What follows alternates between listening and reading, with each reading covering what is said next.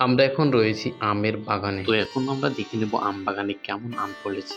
তো দেখতে পাচ্ছি আম বাগানে আম গাছের প্রতিটা ডগায় ডগায় আমের ফলন। এই আম বাগানের সৌন্দর্যটা যেন মনমুগ্ধ করে তুলছে।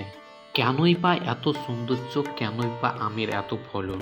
শুধু যে সৌন্দর্য তাই না, এর যে আমের সৌন্দর্য তার সাথে স্বাদে গন্ধে অপূর্বজনক।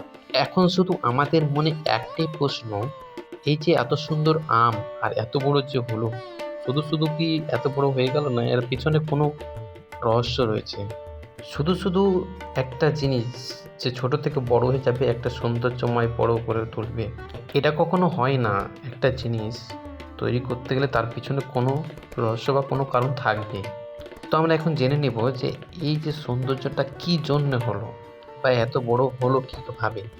প্রথমত যখন আম বাগানে মুকুল আসে, সেই মুকুলের প্রতিটা ডগায় ডগায় সে বিভিন্ন রকমের পোকার হাত থেকে রক্ষা করার জন্য বিভিন্ন রকমের কীটনাশক দমনকারী কেমিক্যাল দিয়ে রাসায়নিক পদ্ধতির মাধ্যমে এই ধরনের কীটনাশকের হাত থেকে রক্ষা করে এই ধরনের ফসলের উন্নতি আসে।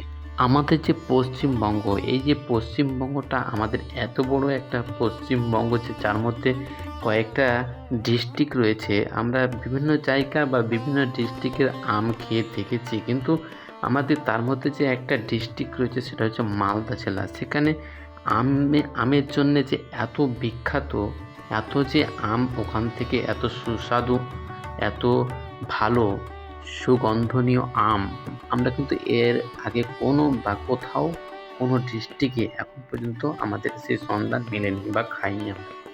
এত সুস্বাদু বা এত সুগন্ধনীয় আম আমরা একমাত্র মালদা ডিস্ট্রিক্টেই খেয়েছি। কিন্তু পরবর্তীতেও যে আমরা দেখব যে মালদা ডিস্ট্রিক্ট আমের জন্য এমনিতেও বিখ্যাত ছিল বা থাকবে পরবর্তীতে, এটা আমরা আশা করে রাখব।